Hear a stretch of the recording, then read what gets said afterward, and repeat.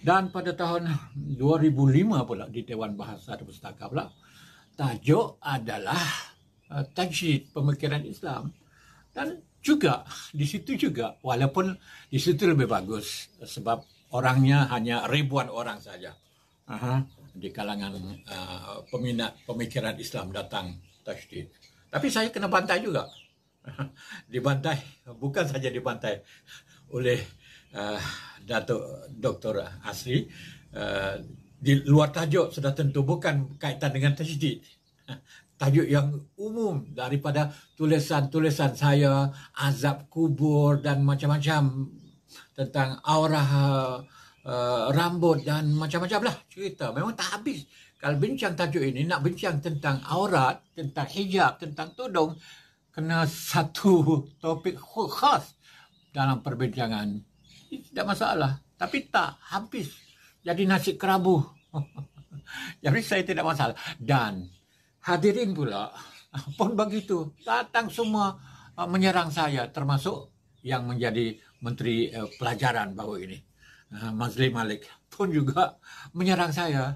Di situ saya tahu bahawa pemikiran seseorang ini, walaupun kita belajar tinggi, belajar apapun, tidak boleh berbeza pandangan.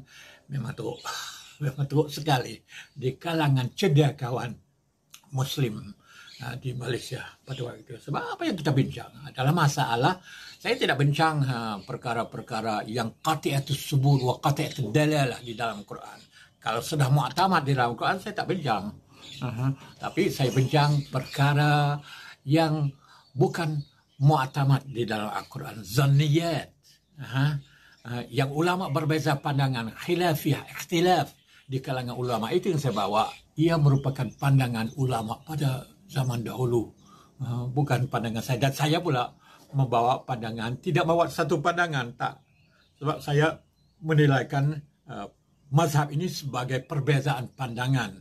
Dan saya menghormati semua pandangan ulama, semua pandangan mazhab. Dan saya akan bawa berbagai pandangan dan tidak memberi kata putus terhadap pandangan itu. Terserah kepada, kalau dalam tulisan, terserah kepada pembaca untuk menilainya. Bukan saya menghukumkan, oh ini yang betul. Tak, saya tak buat begitu. Sebaliknya saya akan memberi tahu pembaca bahawa anda lah sendiri memikir dan berhujah sendiri di dalam diri anda untuk menerima satu pandangan.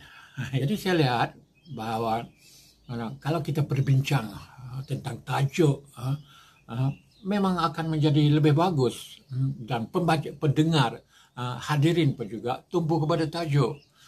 Kalau nak cakap tentang tajuk luar, bagi tahulah. Okey, hari ini saya nak tanya sikit. Tajuk luar, boleh satu dua. Tapi jangan semua dalam dewan keluar tajuk semua. Pendebat sudah keluar tajuk, hadirin pula keluar tajuk. Nak ambil semua bincang apa yang saya bincang dalam Mingguan Malaysia, dalam Al-Islam, dalam utusan Malaysia. Habis ya. Bila saya baru seminggu pun jawab tak habis. Ini jadi masalah. Kita tidak ada metodologi ini. Kita tidak ada manhajiyah ini di kalangan kita. Dan sentiasa nak cari menang, nak cari kesalahan orang lain. Saya tidak begitu. Saya apabila saya berbincang sesuatu perkara, saya tidak bincang untuk nak cari menang, nak cari kalah. Tidak. Sebab kita perlu kepada perbincangan, diskusi ini perlu ilmu. Membaca sahaja tidak cukup. Tapi pasti ada juga perbincangan di antara pelbagai aliran pemikiran supaya kita menjadi lebih mengetahui, lebih mendalam, lebih cerdik tentang ilmu-ilmu. Kalau tidak, kalau kita pegang satu ilmu saja, satu aliran saja, kita akan sesat di dalam ilmu. Walaupun ilmu kita banyak, walaupun pengetahuan kita banyak tentang aliran itu, tapi kita akan sesat berada di dalam timbunan ilmu itu. Jadi apabila saya ada berdialog dengan orang ramai, dengan sedikit sebanyak, saya dapat melihat bahawa orang walaupun tidak setuju dengan kita, mereka akan lebih terbuka, lebih menerima pandangan-pandangan apabila kita hadir berdialog dengan mereka dengan cara ini. Sebagai satu contoh, satu majlis dengan seorang YB yang merupakan Ustaz PAS sekarang ini.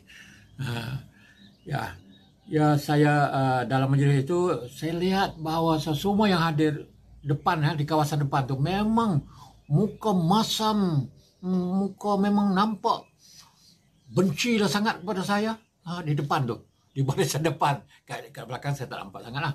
Jadi di belakang nampak sangat kata mereka ini benci kepada saya, marah saya. Kalau boleh nak menerkamkan saya pada waktu itu. Saya naik, apabila saya naik, saya cakap tak sampai 10 minit. Kita nampak muka mereka berubah. Senyum je. Jadi ini memberi satu pengajaran yang baik kepada kita. Sebab orang apabila mereka membaca yang kita tulis, di situ tidak ada body language. Di situ tidak ada tone. Kalau kita bercakap ada tone, ada nampak rendah, tinggi, ada kesemangat. Mereka boleh tahu, boleh tengok body language yang kita itu cakap betul ataupun tidak betul. Sebab tulisan itu, kalau mereka baca kita satu ayat gitu, mereka akan tasawur, akan menggambarkan, akan imagine macam-macam. Sebab mereka tidak tahu, tidak kenal kita.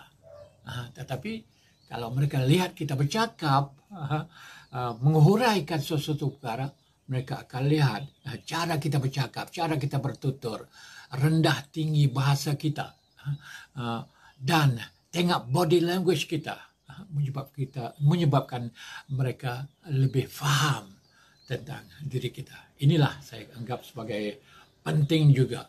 Baca saja buku tak cukup, tapi kena berjumpa dengan tuan dia. Baca buku tak seluruhnya boleh faham atau faham secara tidak betul, secara menyeleweng. Tapi kalau anda dah berjumpa dengan tuannya, kita lebih faham tentang pemikiran dan kelakuannya. Dengan itu apabila kita belajar bahasa, kita jangan belajar sahaja bahasa, tapi belajar juga budaya sesuatu bangsa itu dan latar belakang orang itu kita kena belajar juga. Sebab itu kami belajar saya belajar bahasa Perancis. Buku yang saya baca, La langue et civilisation française. La langue iaitu bahasa, et civilisation. Ini kebudayaan atau peradaban. Barulah boleh membantu kita faham tentang sesuatu bahasa dengan lebih tepat. Begitu juga penulis. Penulis sudah membaca tulisan penulis atau buku penulis, pasti kenal dia juga secara dekat. Sekurang-kurangnya melihat dia berbincang, dia berinteraksi dengan anda. Dan kalau boleh lagi, kita juga belajar atau cuba korek latar belakangnya, akan menyebab kita lebih faham tentang seseorang. Okey, setakat ini saja. Terima kasih kerana menonton dan kita berjumpa lagi di bahagian akan datang. Sekian, wassalam.